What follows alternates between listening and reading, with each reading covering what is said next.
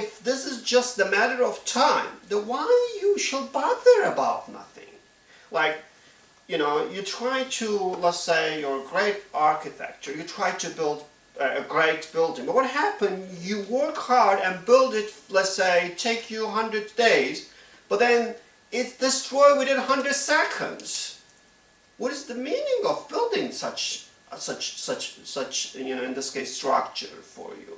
So in this case, what I mean that whatever we do in life, whatever we produce, it seems like they all are doomed to be destroyed forever, to be turned to nothing forever.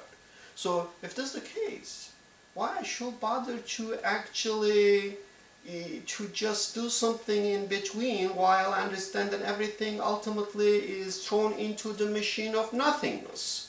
So that's why, you know, when I think about my memory, my understanding, my very existence, my accomplishment, my work and everything, and when I think that they are ultimately thrown into the machine of nothingness, if there is no God and there is no hereafter in this regard, I will say, why I should bother to actually do anything? Okay, you said everything becomes nothing, and I don't believe that. In fact, there never has been nothing, and there never will be nothing. There will always be something. It's just that the nature of something changes over time. There may be a day when there are no human beings. That's a possibility. But there won't be nothing. There will be something.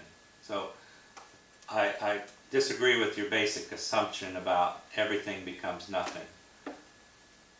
Second, I would assert that life becomes more meaningful because it is short.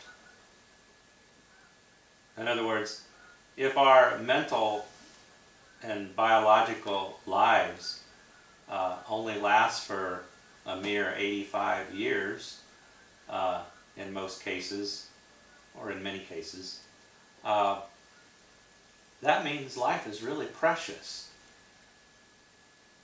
On the other hand, if mental life continues for eternity, then our life here on earth is just a drop in the bucket.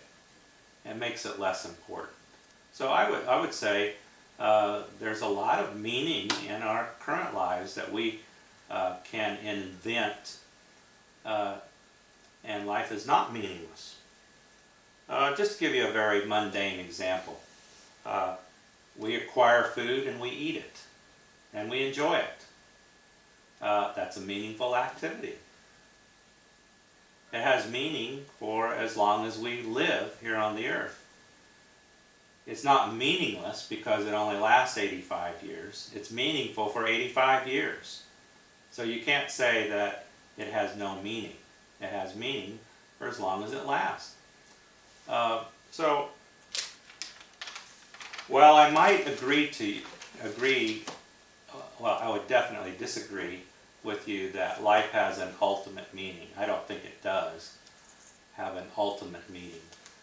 And I think you mean by that a meaning that lasts for eternity, that is permanent, and actually I think you mean that it's imposed from the outside, because it's hard to envision an ultimate meaning that was not imposed.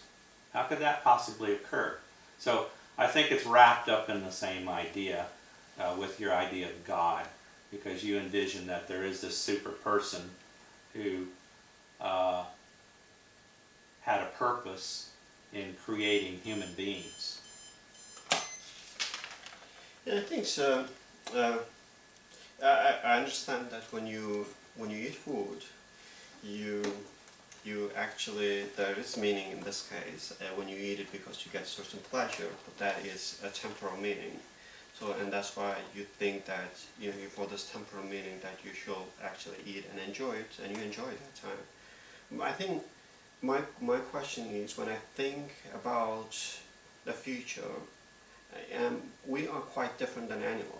For animal, that's perfectly fine, even if you are about to slaughter an animal, and if you put food in front of this animal, and if animal see you with the knife, an animal can still enjoy the food. But I think that's not the case for human being.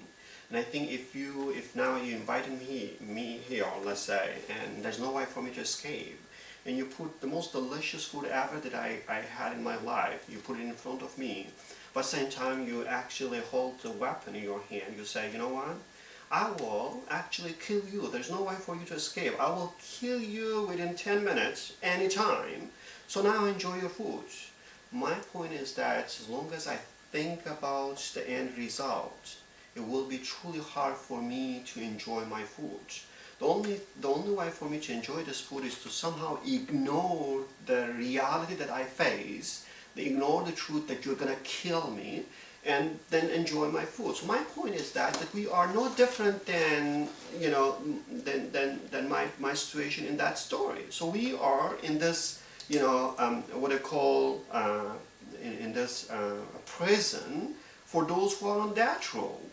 Anyone who actually entered to this world, they are definitely will be executed. The only thing they don't know when they're going to be executed, and their works is going to be destroyed as well. So my point is that once we know that ultimately your pleasure, your memory of pleasure, your product, and everything's gonna end. It might change the form, and it might stay in existence as an atom, but who cares about an atom? Because that's not you really care about. You care about the very experience of having pleasure, the very experience of feeling the existence and having conscience. But that is gonna end for sure. So there will be nothing in this regard. So for me, when I truly sit down and truly reflect on the end result of everything that I have in my life, when I understand that without God and everything ultimately will be nothing in this meaning, then I say that life without God is definitely meaningless. That's why the question of God becomes the most important question for me. Okay, let me just summarize your last point in the example you used. You said you can't enjoy the food if you know you're going to die. Of course, I disagree greatly with that. But I think on that point, I'll give you the last word, and this is a good stopping point we can pick up next time. How does that sound? Okay, I think that's okay. Okay. Thank you Thank very you. much.